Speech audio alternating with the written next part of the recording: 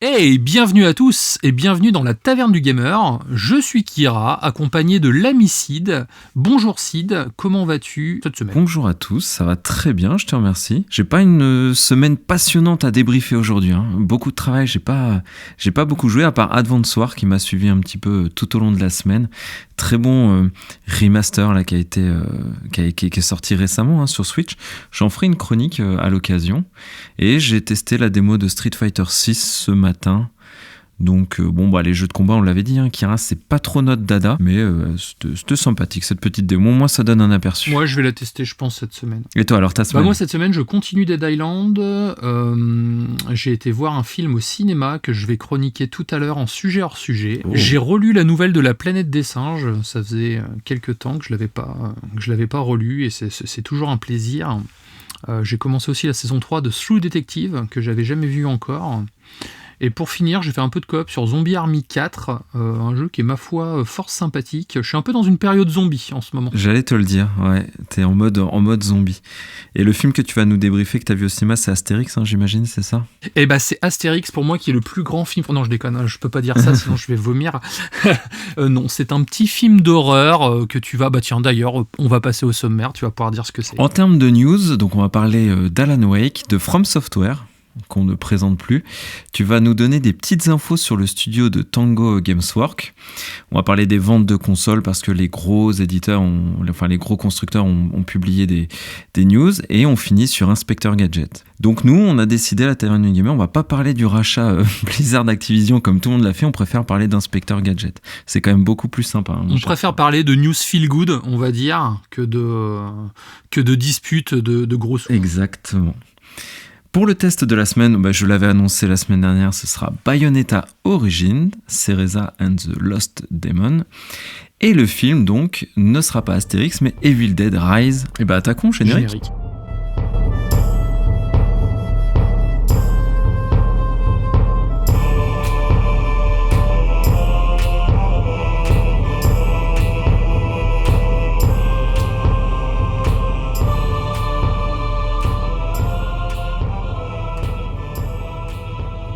Alan Wake 2 et Control 2 sont sur de bons rails. Donc la bonne nouvelle, c'est qu'Alan Wake 2 est désormais à l'étape finale de sa production et devrait ainsi sortir cette année. L'équipe de développement est actuellement au complet sur le titre et c'est le jeu le plus ambitieux actuellement considéré par les employés en interne. Hein. Donc c'est donc le plus gros projet Remedy. Le jeu sera plus axé survival horror que le premier. C'est un jeu donc développé sous Northlight. C'est un studio, c'est un moteur graphique que maîtrise parfaitement le studio car ils l'utilisent depuis Quantum Break et ils l'ont utilisé également sur le dernier Control, donc ils ne sont pas passés sous Unreal Engine 5 comme beaucoup de gens le spéculaient. Control 2 sera à lui le prochain titre à sortir juste après Alan Wake 2 sur le planning en tout cas, et Codename Condor, le fameux jeu multijoueur coopératif qui doit se dérouler dans l'univers de Control, avance bien quant à lui, donc c'est des bonnes nouvelles. Moi je suis très pressé car je suis très client des productions de ce studio et j'ai vraiment hâte de mettre la main sur tout ça. On est tous les deux assez friands de ce qu'ils font. On a beaucoup aimé Control 2 tous les deux. Et pour les curieux, à l'épisode 17 de la Taverne du Gamer, on avait parlé justement de Remedy. Et c'est bien, ta news, elle s'inscrit dans la continuité de ce qu'on avait un petit peu dit. Il y a Max Payne aussi qui devait arriver. Mais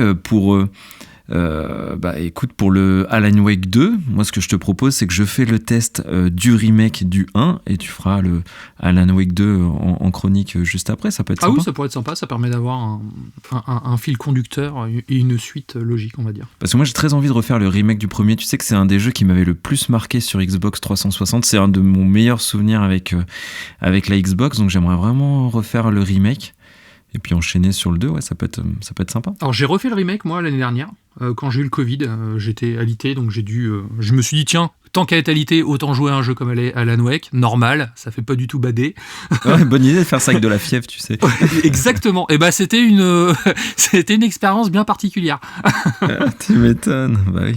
Bon, on va se programmer ça. Et on a une idée de la fenêtre de sortie du coup fin d'année, tu dis plutôt fin d'année 2023, ouais. C'est ce qu'ils annoncent a priori. Donc ils font pas de bruit Remedy, mais en tout cas eux ça tourne. Oui, taf.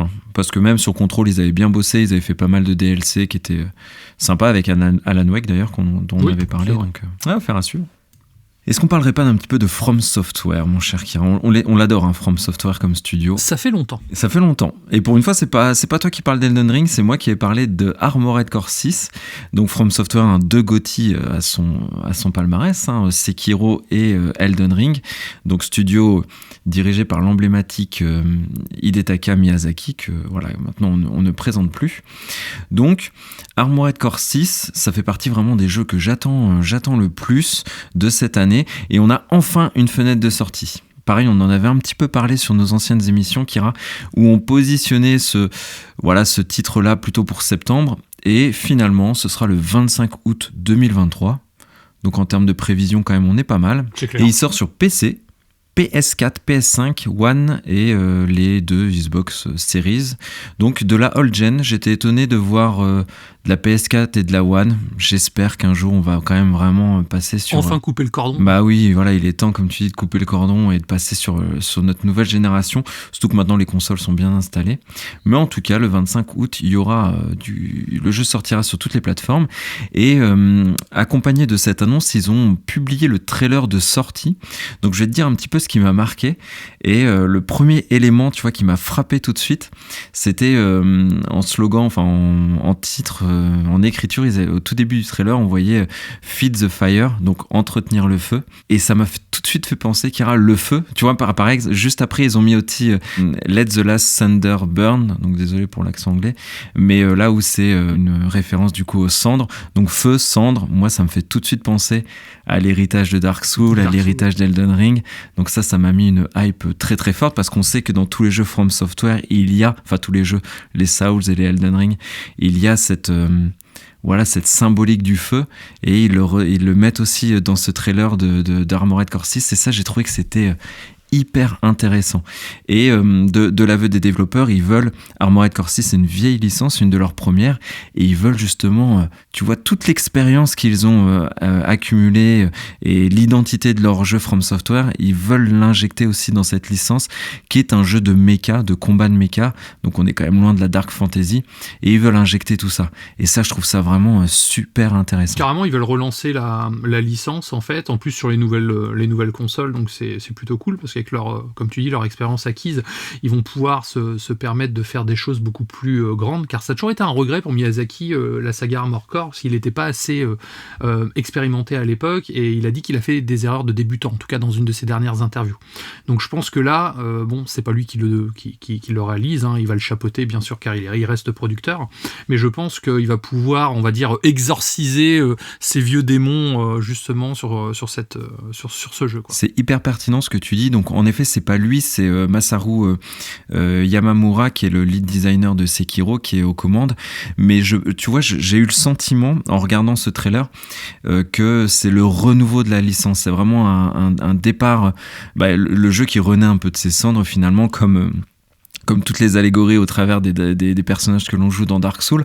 Donc si tu veux, ce côté ultra méta autour de cette licence qui revient, moi j'ai trouvé ça hyper percutant. Après, je me fais peut-être des films parce que je suis un peu un fanboy de tout ce qu'ils font. La fameuse cécité du fan.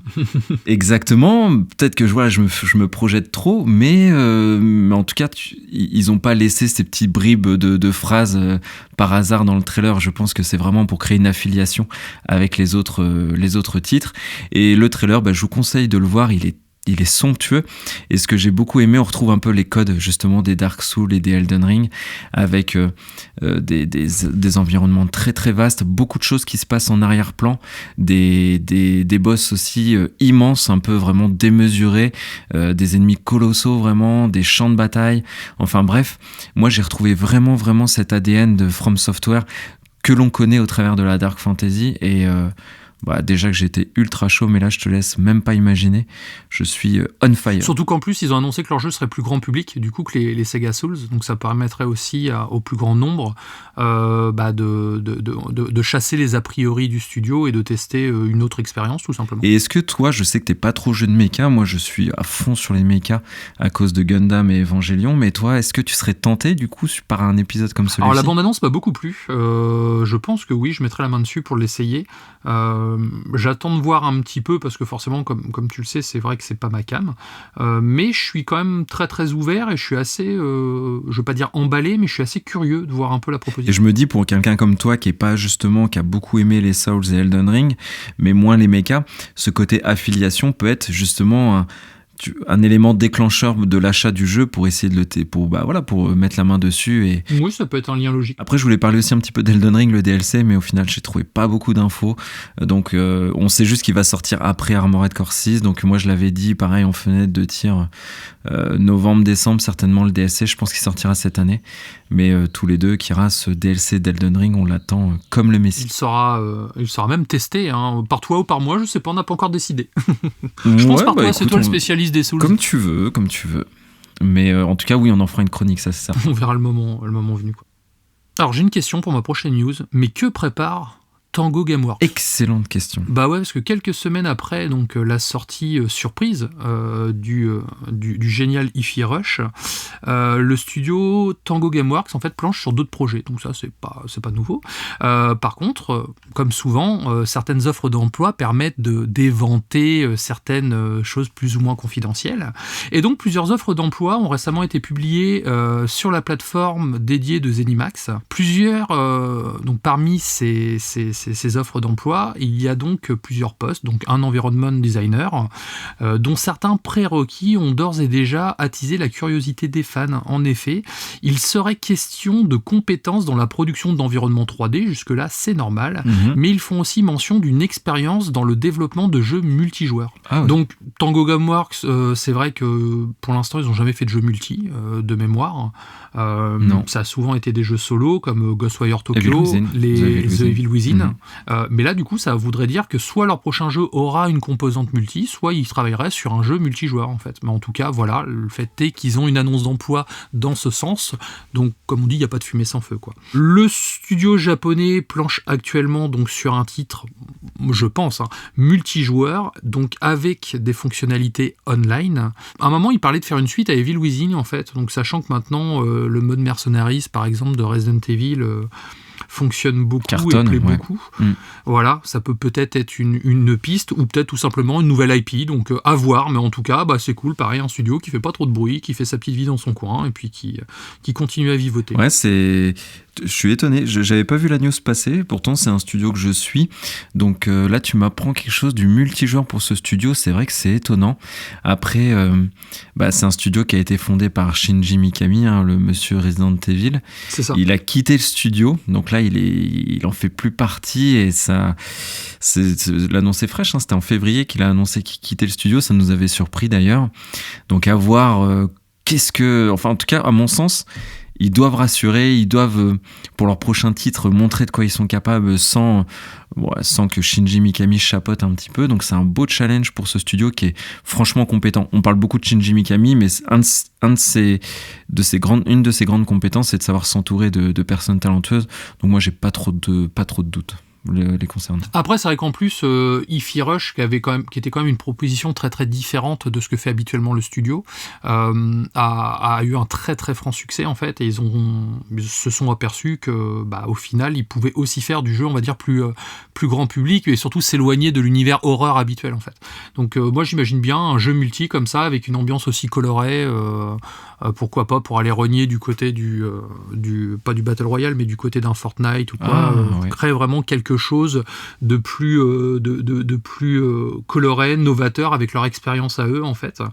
Ouais, pourquoi pas, ça pourrait être intéressant. Continuons sur la vente de consoles. Donc on va parler de PlayStation et de Xbox, mais encore une fois, La taverne du gamer n'est pas là pour les polémiques, donc on fera pas on a vu de tout cette semaine, hein, de PlayStation qui explose les records et Xbox qui s'effondre. Donc il n'y a pas rien de tout ça. Oui, des records ont été battus, c'est certain, mais il y a pas mal de petites choses intéressantes à mettre en avant. Donc c'est un petit peu la période où les gros constructeurs publient la fin de leur année fiscale, enfin les résultats de leur année fiscale. Donc PlayStation en 28 ans ont vendu quand même 500 millions de consoles, Kira. Donc c'est vraiment tu vois, une marque qui s'est inscrite durablement dans... Ah oui, là ils sont ancrés de chez ancré. Ah là c'est ancré de chez ancré. Et donc la PlayStation 5 a battu les records sur le dernier trimestre, enfin sur l'année fiscale, c'est 19 millions. Je crois qu'ils devaient faire 16 millions de consoles sur cette année fiscale, donc ils ont même dépassé leurs ambitions qui étaient déjà élevées. Donc je vous épargne toutes les notions de chiffre d'affaires, ils gagnent beaucoup d'argent, c'est pas une PME, on va pas les plaindre. Par contre, donnée intéressante, le secteur du jeu vidéo de Sony, avec la PS5, sur les 3 ans de la PS5, a généré plus d'argent que sur les 7 ans de la PS4. Ah, quand même. Ouais, c'est même plus parlant que des chiffres. Je pourrais vous dire qu'ils ont gagné 600 milliards, ou je sais pas, enfin non, faut pas abuser, mais 20 milliards ou 1 milliard de bénéfices, etc. Mais je trouve ça plus parlant de dire qu'en 3 ans, ils ont généré plus d'argent qu'en 7 ans sur la PS4. Est-ce que tu penses que ça a un rapport avec le fait qu'ils sortent maintenant leurs jeux sur PC ? Parce que mine de rien, ça fait un sacré business en plus. Oui, ça fait un énorme business en plus. Tu fais une remarque qui est intéressante aussi parce que ils ont généré plus d'argent, mais leurs bénéfices sont un petit peu réduits. Parce que pareil, c'est quelque chose que tu avais dit sur un précédent podcast, le coût des productions des jeux ont beaucoup augmenté. Et c'est ce que dit Sony. Ils ont vendu plus de jeux, ils ont généré plus d'argent, mais leurs bénéfices sont réduits. Prenons l'exemple de God of War. C'est un jeu qui coûte, je crois, c'est 200 millions de dollars à produire. Et quand les God of War 3, c'était 30 millions. Donc, si tu veux, le coût de ces blockbusters sont tellement élevés que ça réduit un petit peu les bénéfices, malgré que ça génère beaucoup d'argent. C'est intéressant quand même, je trouve. Oui, c'est clair. En termes de consoles vendues, donc on est bientôt à 40 millions de PS5, 47 millions d'abonnés PS Plus. Donc là, c'est là où je trouve que Sony a de la marge de progression sur les services. Et leur nombre de joueurs actifs est en légère hausse, bien que ça stagne. Mais leur objectif de cette semaine, peut-être pas de cette année, c'est 25 millions. Et avec Spider-Man 2 qui va faire leur rentrée en septembre, je pense qu'ils vont beaucoup miser dessus. Oui, ça va redécoller. Après, Sony est assez récent dans le jeu, dans le système d'abonnement avec leur PS Plus, Ultimate par exemple. Donc c'est aussi pour ça, je pense que ça peine un petit peu à décoller, bien que c'est des chiffres très très honorables. Hein. Mais c'est vrai qu'on sent aussi les gens qui sont attachés à ce style d'abonnement, je pense, sont peut-être passés chez Microsoft avec le Game Pass, qui est quand même plus attractif, on va dire. Mais pour les gens qui sont fans de la marque PlayStation et attachés à l'écosystème Sony, ça reste une bonne alternative et on sent que mine de rien ils en gagnent petit à petit, donc je pense que d'ici la fin de l'année ça devrait grimper encore, mais de façon exponentielle, tu penses ? De façon vraiment exponentielle, quoi. Avec les ventes de Noël et tout, les gens ils vont se prendre des abonnements, il y aura peut-être des packs 1 an offerts ou des choses comme ça. Donc c'est ce qui leur permettra de goûter en fait. Hein. Faut pas se leurrer, Microsoft, s'ils ont cartonné avec le Game Pass, c'est qu'au début ils faisaient 1€ les 3 mois pour appâter les gens. Et une fois que les gens sont abonnés, ils disent ah bah oui c'est cool, je reste en fait. Donc s'ils font un équivalent, ils vont tout péter. Pas du tout cette démarche-là, Xbox l'a très bien fait. Et ce qui est important, c'est les services, c'est implanter l'usage des services dans le quotidien des consommateurs. Et Microsoft a réussi aussi avec leur écosystème sur le mobile, sur le PC, sur la console. Et d'ailleurs, parlons un petit peu d'Xbox parce que à peu près dans les mêmes périodes, Microsoft a publié des chiffres qui sur les consoles étaient en baisse. Donc c'est vrai, donc là tout le monde s'y est donné à cœur joie, ceux qui ont quelque chose contre la marque. Mais en tout cas, donc c'est vrai que les revenus générés par les ventes de consoles sont en recul là chez Xbox. Ils arrivent à moins vendre de consoles. Ça s'est ralenti. Microsoft avance 2 raisons. Les pénuries de consoles qui s'étendent sur Xbox alors que Sony a terminé, ça c'est le point le plus étonnant. Je sais pas ce que t'en penses, que Microsoft sont encore dans des difficultés d'approvisionnement pour un géant de la tech. Je sais pas si c'est une news qui est vérifiable ou pas, mais j'ai entendu dire que Sony maintenant fabriquait pas mal de leurs composants eux-mêmes en fait, ne sous-traitaient plus comme au début de la sortie de la PS5. Oui, c'est vrai. Ce qui est toujours pas le cas de Microsoft, et c'est peut-être ça justement la différence, c'est que Sony en fait a pris peut-être à bras le corps la pénurie de composants en les fabriquant eux-mêmes en fait. Et du coup, forcément, ils se retrouvent à être le seul client et ils sont moins impactés sur les pénuries, quoi. Tu sais, on faisait référence dans un ancien de nos podcasts où PlayStation avait... avec la technologie qui continue d'évoluer, produit toujours la même PS5, mais à chaque fois réduit un petit peu la taille de ses puces, en les laissant aussi puissantes. C'est ça. Mais ça leur a promis d'en générer un peu plus. Peut-être qu'ils ont fait ce move qui a changé la donne et qui leur a permis de produire plus vite. Je ne sais pas. Peut-être. Je pense que c'est lié parce qu'au final, ça expliquerait justement pourquoi d'un coup Sony peut en sortir des wagons. Et encore une fois, ça montrait aussi un peu le retard sur l'hardware niveau Microsoft. Ouais, en fait. C'est une bonne remarque. Après, ça, c'est la première raison. Et la deuxième, que Microsoft avoue, c'est le manque de sortie. Donc oui, ça, c'est un fait établi. Par contre, on sait que Xbox va être une machine, une fois qu'elle sera lancée, va produire des hits à la chaîne. Donc c'est pour ça que les titres putaclic que Microsoft est en train de s'effondrer, absolument pas. Au contraire, la machine va se mettre en place. Et par contre, la stratégie gagnante de Xbox, c'est sur le nombre de joueurs actifs, où ils annoncent 120 millions, donc c'est plus que PlayStation. Donc il faut se le dire, sur cet indicateur-là, en tout cas, Xbox fait mieux que PlayStation. Et ça rentre finalement tout à fait dans une stratégie que l'on a compris de Microsoft, qui est de développer un écosystème et un service indépendamment d'un parc. Sony mise sur un parc de consoles installées et Microsoft mise sur un écosystème. Ce sont en plus pour moi deux solutions ou deux idées qui sont complémentaires. Donc voilà, on n'alimentera pas ici en tout cas cette guerre des consoles. Surtout que je le disais encore la semaine dernière, c'est épuisant. Ouais, c'est clair. C'est épuisant de voir les gens s'écharper pour du jeu vidéo. Et oh les gars, ça reste du jeu vidéo. C'est ce qu'on veut juste, c'est kiffer. Ouais. Donc ce sera une très belle génération. On a des jeux de ouf cette année. Donc prenez plaisir, quelle que soit. Une putain d'année 2023. Quelle que soit la console que vous aimez, faites-vous plaisir. Je t'avoue, je t'ai envoyé une photo là d'un pack Final Fantasy. On ne sait pas s'il est officiel, s'il va sortir avec une coque dédié Final Fantasy noir pour la PlayStation 5. Et s'ils sortent bien ce pack-là, je pense que je vais le prendre parce que je la trouve super jolie du coup. Et comme le jeu me fait pas mal d'œil... t'as raison, le jeu va être, j'espère, dingue. Après, est-ce qu'ils vont réserver cette édition au Japon ou pas? C'est en effet la grande question. On verra. C'est ça en fait, on n'est vraiment pas sûr du tout. On sait que la manette a été officialisée, mais les coques sur les côtés pas encore. Mais du coup, ça ferait une manette noire avec des coques noires, une console toute noire en fait. Et elle est quand même très jolie. Et là qui voilà, Inspector Gadget, au nom de la loi. Pas mal. Fallait la faire celle-là. Fallait la placer. Donc l'éditeur français Microids s'attaque à une nouvelle figure culte des dessins animés de notre enfance. Donc après avoir annoncé cette semaine un jeu sur les Totally Spies, c'est au tour de l'Inspector Gadget d'avoir bientôt le droit à son propre jeu. Développé par le studio Smart Tell Games, le jeu s'appelle Inspector Gadget Mad Times Party. Donc c'est un party games qui sera jouable jusqu'à 4 joueurs. La bande-annonce est disponible depuis quelques jours et s'annonce très très fidèle à l'ambiance de la série.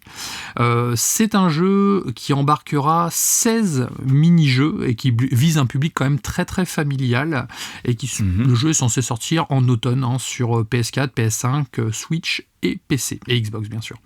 Donc c'est pas un jeu, triple A ou quoi, mais je me dis c'est une petite news feel good qui peut être sympa parce que Microids, leur fonds de commerce en ce moment, c'est les vieilles licences de séries, de mangas. Donc on a eu du Astérix, là on va avoir du Cobra ou même du Goldorak.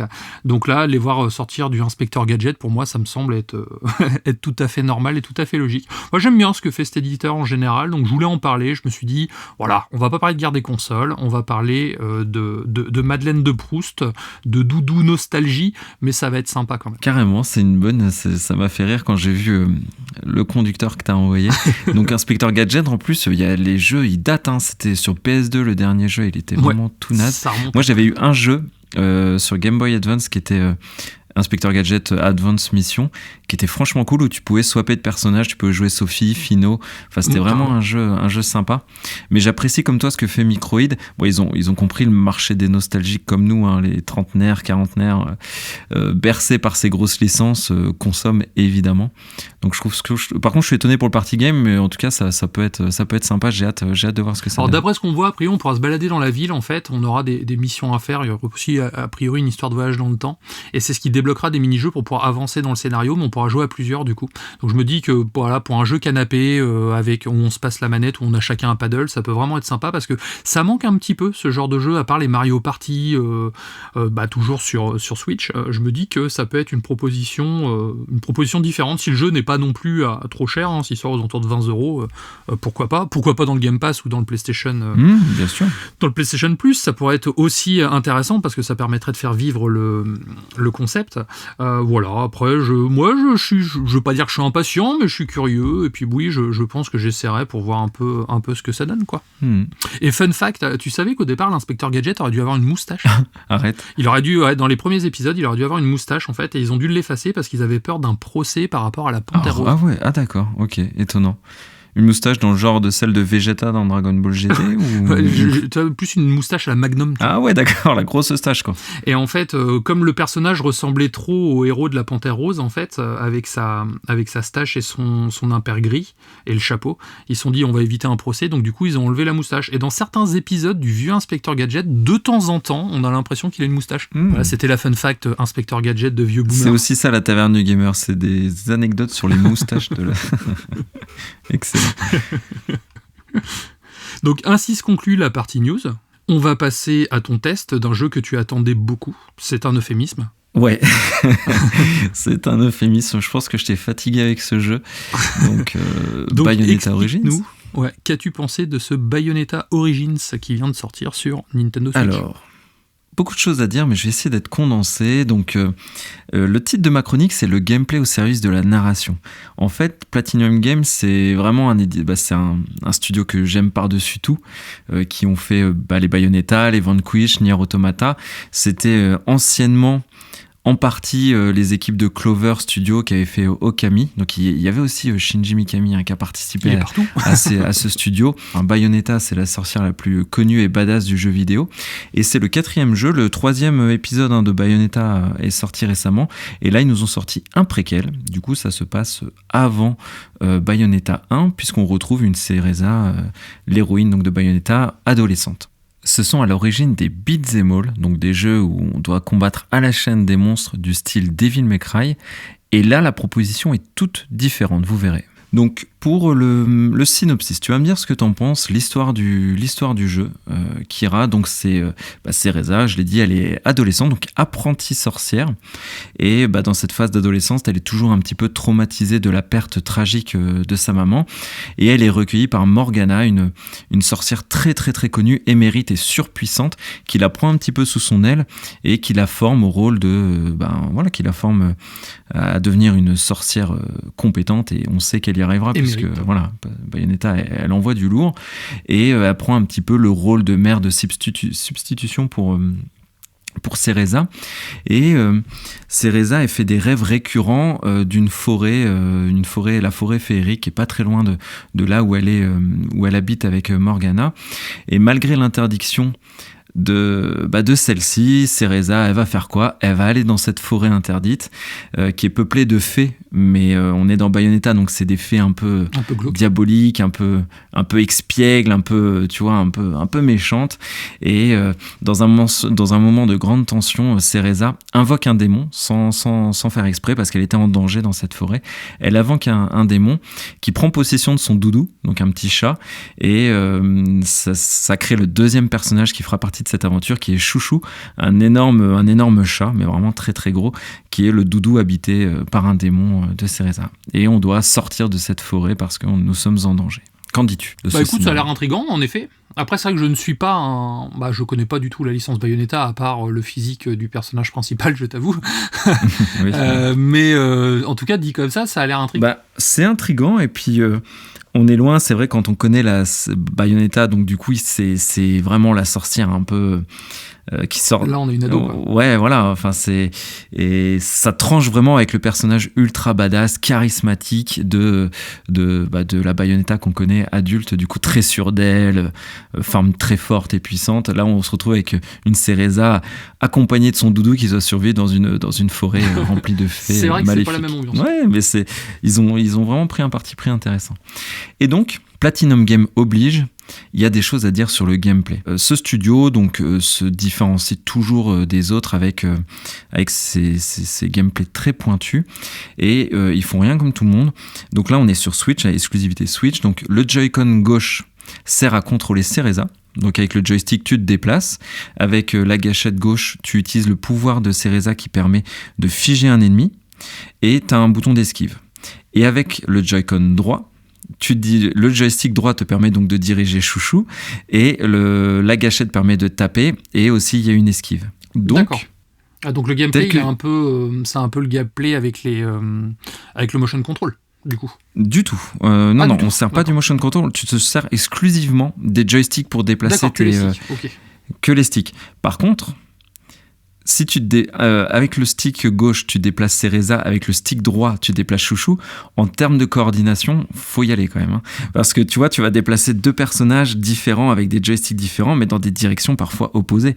Parce qu'avec Cereza, le but va être de figer un ennemi, pendant qu'avec Chouchou, hop, tu tapes l'ennemi qui a été figé par Cereza. Ah, un peu comme dans le jeu Brother, en fait. Le jeu, tu sais, du créateur de It's Take Two, où tu jouais deux frères avec deux sticks différents. Exactement, pareil. C'est bon, j'ai compris maintenant. Et on sait que c'est un challenge en termes de coordination, ça. Et c'est là où je dis, en fait, si tu veux, que c'est un gameplay qui est au service de la narration, parce que on se retrouve, enfin, je trouve le gameplay ultra cohérent, parce que, donc, Cereza, déjà, son seul sort, elle est apprentie sorcière, donc elle peut juste figer un ennemi, donc elle est très faible. Tu vas me dire logique, elle est apprentie sorcière, elle débute. Oui. Donc, cohérence. Chouchou, lui, c'est un démon, donc lui, c'est force brute, à 100%. Mais par contre, dès qu'il est entouré de beaucoup d'ennemis, il prend cher. D'où l'importance du pouvoir de Cereza. Donc déjà, individuellement, ils sont faibles. Ensemble, ils sont forts. Donc tu vois, gameplay au service de la narration. Première étape.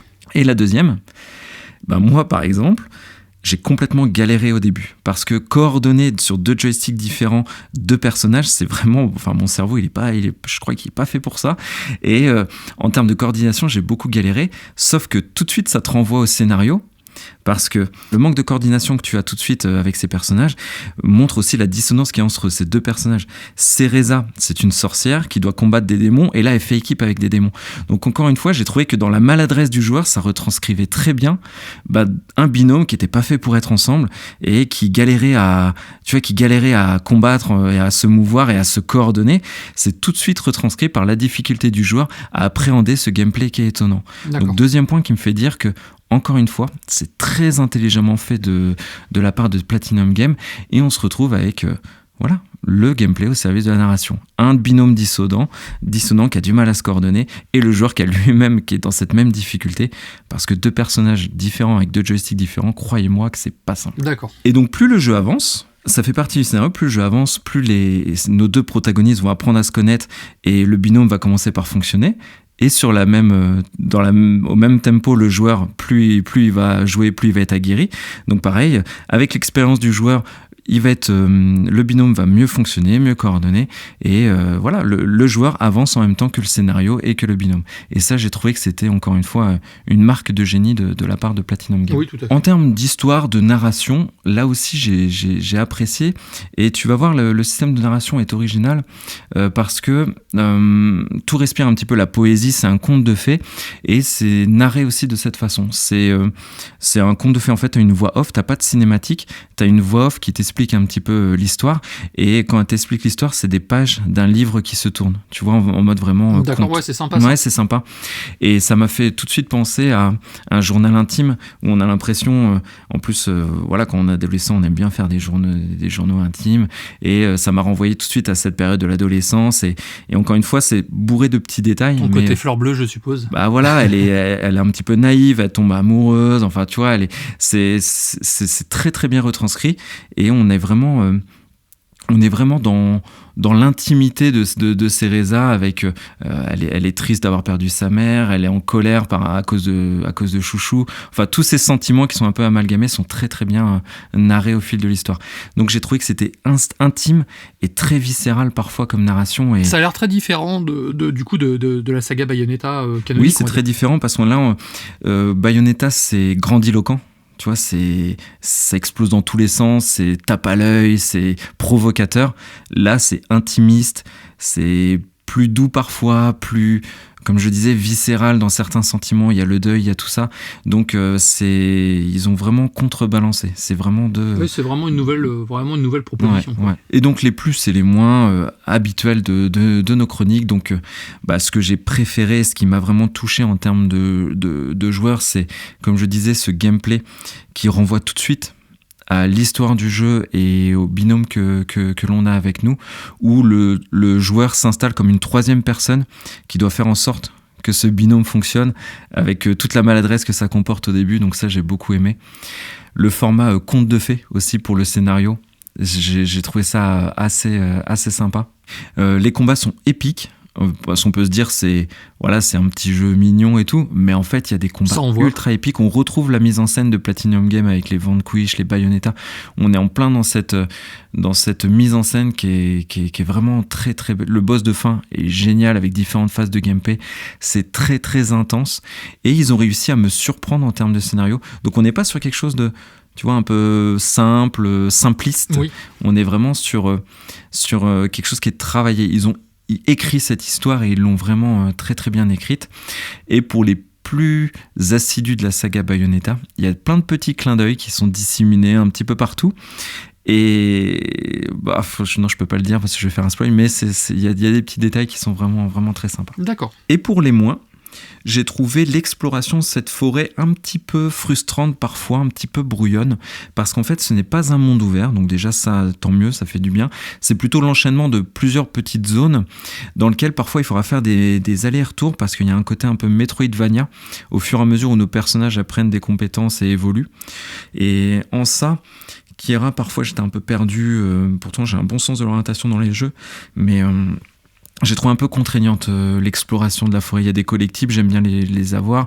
Il faut sauver des petites fées qui sont vraiment trop mignonnes en plus, trop sympas à sauver. C'est les Wisps, je crois qu'ils ont appelé ça.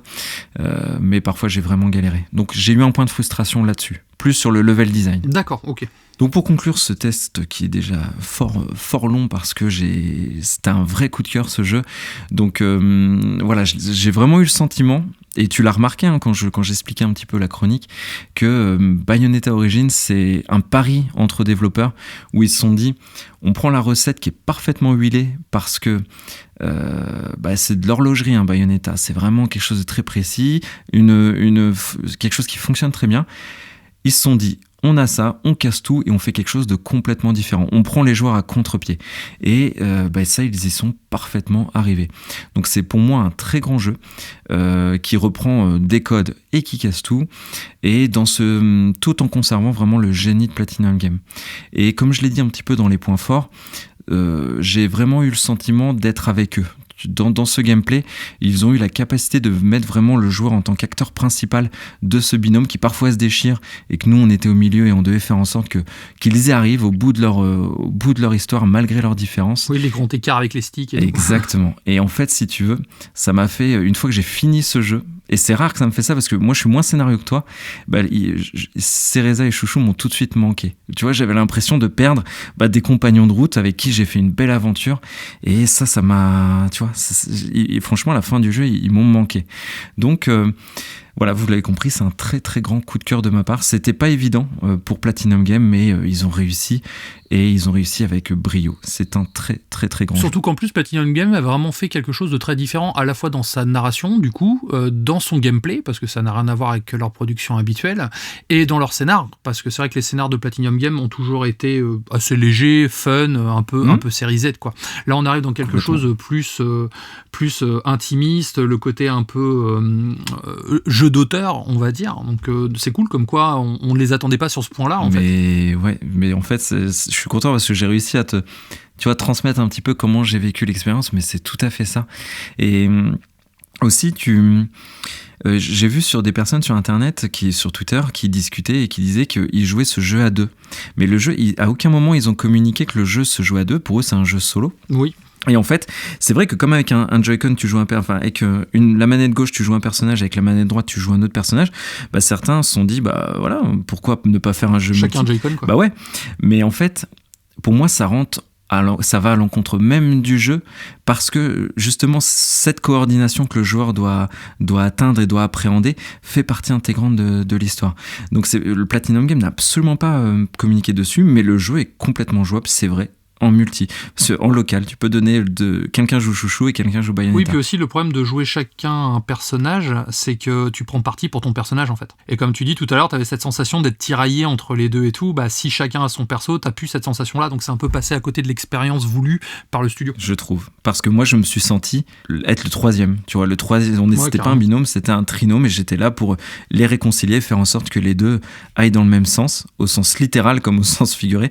Parce qu'encore une fois, 2 persos avec 2 joysticks, je suis vraiment pas doué, donc des fois même en ligne droite je galérais, donc c'était vraiment une expérience à part entière. Et d'ailleurs j'en profite, mais Kira, tu connais mon amour pour cette licence, donc j'ai fait Bayonetta Origins, et de temps en temps je vais ponctuer nos tavernes du gamer par Bayonetta 1, 2, 3 que je ferai en chronique à l'occasion. En chronique rétro du coup.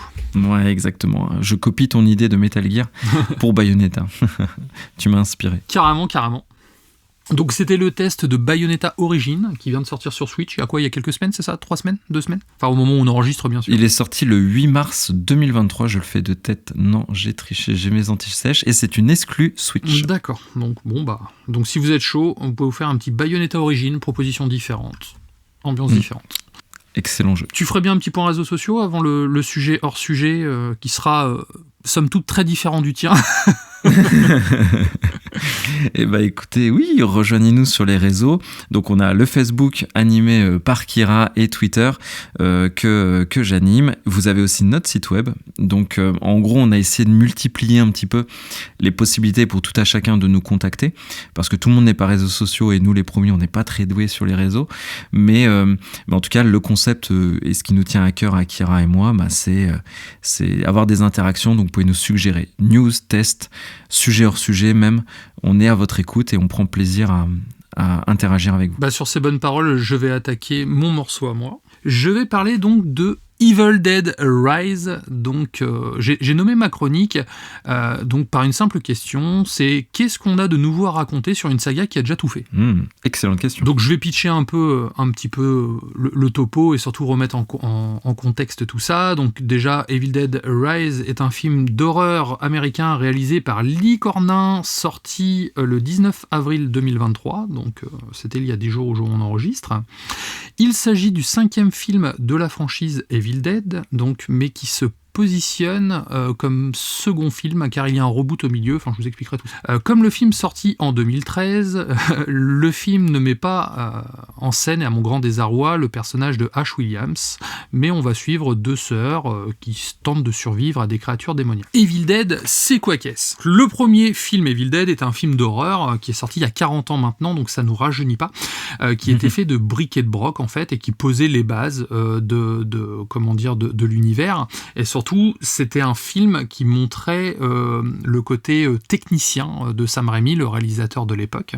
Le côté technicien, c'était bourré de bonnes idées, c'était très très novateur pour l'époque, et malgré son budget, le film a certes un peu vieilli, mais malgré son budget, en fait, il arrivait vraiment à faire des choses folles, encore une fois, il y a 40 ans, quoi. Ensuite, il y a eu un second film qui faisait un peu office de remake du premier, et qui s'éloignait totalement de la recette, en fait. C'est-à-dire, on peut très bien commencer par le second film, ou regarder le premier puis le deuxième, et en fait il y a une scissure un peu vers la fin du premier film qui permettrait d'enchaîner le second en fait. Là on avait un budget beaucoup plus confortable, et surtout on avait l'arrivée d'un humour burlesque très prononcé, un peu à la Tex Avery. Okay. Derrière, un troisième film qui envoie Ash à l'époque du roi Arthur dans un trip nanar et une certaine inspiration de Jason et les Argonautes, surtout dans les effets spéciaux où il se bat un moment contre une armée de squelettes fait en stop motion. Donc c'est un peu le film le mal aimé de la saga. Moi j'avoue avoir une certaine affection pour ce film. Il a beaucoup de défauts, certes, mais il a surtout le mérite d'être très différent en fait des 2 premiers. Derrière, on a eu un remake gore, full premier degré, zéro humour. Je sais que je n'ai pas apprécié ce film en fait. J'ai pas été sensible à la proposition, car je trouvais que ça s'éloignait un petit peu trop de l'ADN, de l'ADN de Evil Dead. Et une série télé qui faisait suite à la trilogie de Sam Raimi en fait, qui pousse les potards au max. Donc c'est beauf, décomplexé, gore, fun, en gros du Evil Dead que j'aime. Donc après tout ça, qu'est-ce que peut raconter un nouveau nouveau Evil Dead, en fait, à notre époque. Donc on va essayer d'y répondre. Je vais faire le synopsis. Donc c'est après une longue route éreintante, Bess arrive chez sa sœur aînée Ellie. Cette dernière élève seule ses 3 enfants dans un petit appartement de Los Angeles en phase d'être détruit pour insalubrité. Dans l'immeuble, les 2 sœurs découvrent un mystérieux livre, le Necronomicon. À la lecture de celui-ci, des démons sont libérés et prennent possession de Bess, la mère de famille. Donc confrontée à son pire cauchemar, elle va devoir survivre et protéger la famille de sa sœur. Voilà, c'est un synopsis sans spoil, volontairement. Tout ce que je vous ai dit, c'est ce qu'on voit vraiment dans la bande-annonce. Pour commencer, on quitte les bois et sa petite maison isolée, en fait, donc place à la grande ville, dans un immeuble qui ne saurait pas s'en rappeler celui de Ghostbusters. Nous sommes dans un huis clos, clairement. L'immeuble jouit d'un réel cachet, c'est sale, lugubre. Pour moi, c'est le gros point fort du film, parce qu'on a vraiment cette... c'est comme si c'était un personnage à part entière, en fait. Donc moi, j'ai beaucoup apprécié, j'ai beaucoup apprécié l'environnement, en fait, de l'immeuble. Le film emprunte également la mise en scène très stylisée et hyperactive de Tonton Sam, vue subjective, caméra débulée, demi-bonnette. Il y a un retour de l'humour, donc qui est certes un petit peu timide, c'est moins efficace, mais ça reprend les codes de la saga que le remake avait totalement abandonné. Donc ça, c'est ce qui m'a plu, clairement. Nous retrouvons donc le spectacle généreux de la saga, body horror, humour noir et très référencé aux autres films, comme si le film décidait de nous faire un best-of des meilleures scènes des précédents volets. Le film passe son temps à rendre hommage, et c'est souvent de façon grossière, à sa propre mythologie.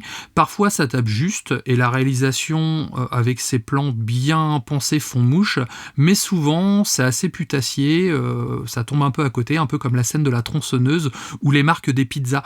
Donc clin d'œil, vous verrez quand vous verrez le film. Et puis la promesse était d'avoir un Evil Dead urbain. Donc moi j'imaginais des démons posséder des SDF ou des marginaux, un peu comme le film Prince des Ténèbres de Carpenter. Donc bon, je l'ai placé, je suis content.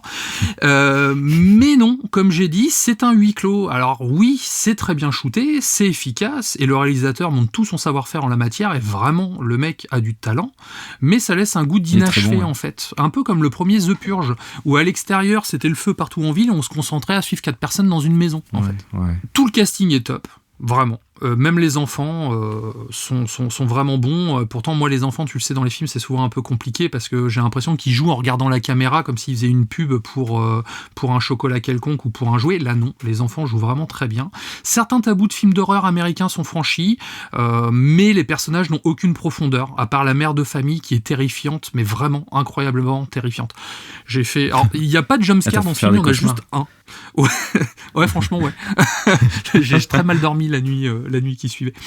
Mais voilà, c'est comment dire. En fait, ils ont utilisé un savoir-faire à l'ancienne avec un maquillage prostatique sur les démons, qui rend quelque chose de tangible, mais du coup ça contraste grandement avec les utilisations d'images de synthèse par moment, en fait. Et du coup ce côté un petit peu de briquet de broc qu'avaient les premiers Evil Dead, en fait, là avec l'image de synthèse ils se permettent de faire ce qu'ils veulent. Et ça, c'est pour moi c'est dommage, parce que du coup ça m'a quand même sorti du film. Il y a certains moments, en fait, où tu vois une tête décapitée en image de synthèse, c'est une tête décapitée en image de synthèse, elle est pas palpable, en fait. Tu sais, elle est trop lisse, trop propre. Dans un film aussi dégueulasse, c'est un non-sens, en fait. À côté de ça, le réalisateur a su faire preuve d'une certaine ingéniosité, c'est-à-dire à la fin, il y a une espèce de monstre qui va arriver, en fait, en full CGI, mais il a compris que son monstre était dégueulasse, du coup, qu'est-ce qu'il a fait ? Il le montre pas. Donc en fait, c'est filmé dans le noir tout le temps, il y a juste des effets de lumière à certains moments, on va voir un bras, une jambe... Il le montre le minimum, et du coup il en est d'autant plus terrifiant, et c'est d'autant plus flippant, en fait, parce que quand tu vois ça, en fait, t'as cette sensation d'une menace invisible et immonde, en fait, un peu comme dans les récits de Lovecraft, où le fait de voir ce monstre te rendrait fou, en fait. L'indicible. Moi je l'ai un peu pris comme ça, et ça c'est une bonne idée, et là-dessus encore une fois la technique du réa est vraiment très très bonne. Après les personnages, donc comme j'ai dit, n'ont aucune profondeur, ça c'est sûr. Ils nous font monter la sauce sur une chose qui arrive à un personnage au bout d'1 minute de film pour au final rien en faire. Et ils insistent lourdement là-dessus à de nombreux moments, en fait. Il y a 2-3 moments, je dis oui, c'est bon, soit vous passez à autre chose, soit vous faites quelque chose avec ça, mais sinon ça sert à rien. Ouais. Pour conclure, donc en effet, la saga ne raconte plus rien de nouveau. Elle s'auto-parodie, s'auto-cite comme un best-of. Est-ce que c'est une volonté du réal pour fêter les 40 ans de la saga ? Voilà, bonne question. Ça m'a fait penser à, dans un genre différent bien sûr, à Meurt un autre jour, en fait, le James Bond qui était sorti pour fêter également les 30 ans ou les 40 ans du film à l'époque, où j'avais l'impression que c'était un best-of de toutes les scènes de James Bond, mais dans un film pas ouf en fait. Bah là, c'est un peu ça. Donc c'est pas un mauvais film, j'ai pas passé un mauvais moment, mais c'est pas un bon Evil Dead en fait. Donc le film est certes efficace et bien réalisé, mais je pense qu'il aurait gagné à ne pas être affilié à la saga. Il aurait été pertinent que ça soit un nouveau style de film avec une possession démoniaque, et le film aurait été plus intéressant, parce qu'au final, tous les clins d'œil qu'on nous fait en cours de film, bah pour le fan de la saga qui connaît la saga, c'est vraiment du fanservice de bas étage, mais pour la personne qui connaît pas, il va totalement passer à côté en fait. Donc à qui s'adresse ce film ? Ça, c'était un petit peu ma conclusion. Pour finir, sur la saga Evil Dead, en fait, c'est très gore, forcément, hein, c'est vraiment très très gore, donc c'est pour un public averti.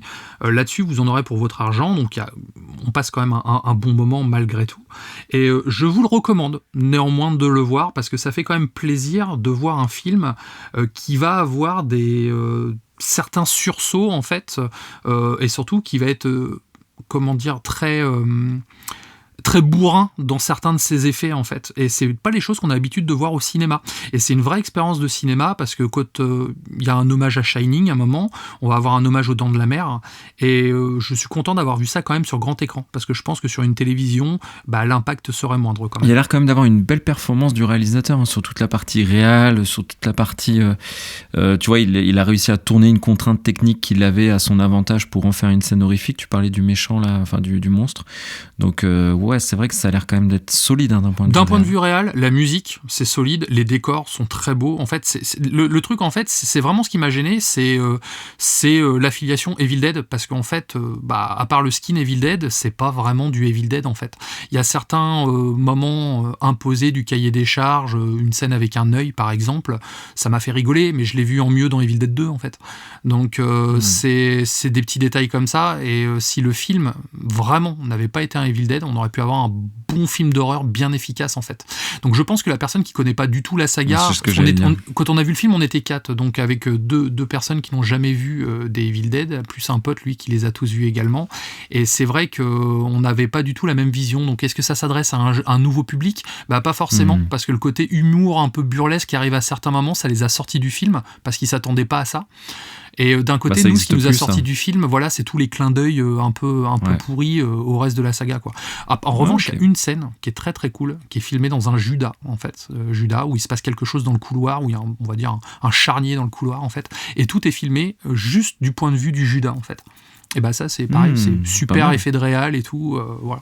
Donc le réalisateur a pas fait grand chose, mais je pense que ça peut être quelqu'un à suivre par la suite. Ouais, très cool. Et en plus, il y a un jeu vidéo Evil Dead. Et bah justement, un petit peu tous les... j'allais y venir, ça fait partie de mes jeux, de mon top 5 des GOTY 2022. Donc c'est dire à quel point la licence, c'est une licence que j'affectionne. Et oui, ça m'a donné envie d'y rejouer, comme on fait de temps en temps. Donc voilà, c'est cool. Au moins, ça a le mérite de me donner envie de jouer à Evil Dead, quoi. Et encore une fois, un sujet hors sujet auquel on arrive à trouver un lien avec le jeu vidéo. Avec le jeu vidéo. Ça, et c'est pas beau ça quand même. Travailler nos sujets quand même. Ah ouais, non mais c'est clair. En plus, à la base c'était pas voulu. J'avais dit la semaine dernière, je voulais parler d'une série télé au départ. J'étais parti sur une série télé, mais quand je suis allé voir le film jeudi, je me suis dit allez, je vais peut-être en parler, je sais pas, mais c'est difficile de donner mon ressenti sans spoiler, ce que je pense avoir réussi à faire. Donc ah bah ouais, j'ai trouvé ça super clair en tout cas. Donc voilà, et donc il est actuellement au cinéma, donc n'hésitez pas. Et jouer aux jeux vidéo qui est dispo partout, en plus avec cross-platform, que vous soyez Xbox ou PlayStation, jouez ensemble et faites-vous plaisir. Encore une fois, message d'amour, t'as vu? Ouais, en plus il y a du suivi sur le jeu vidéo, il vient de ressortir des packs de DLC avec des nouveaux personnages et tout. Et il est cool, donc, il est solide, hein. Franchement, je vais bien. Cool. Ouais, j'aime beaucoup.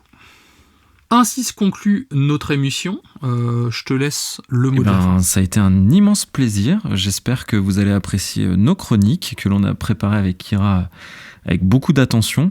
Moi, la semaine prochaine, je suis en sujet hors sujet avec un jeu de société. Voilà, petit Ouh. teasing pour ma part. Et toi, ton jeu, ce sera quoi ? Moi, ça sera Dead Island 2, que oui, c'est vrai. je pense avoir fini ce soir. Je suis vraiment à la toute fin, et donc ça sera mon test de la semaine prochaine. J'ai hâte. Et moi aussi, j'ai hâte d'en parler du coup, parce que j'ai pas mal de petites choses à dire. Et on écoutera ton test avec beaucoup d'attention.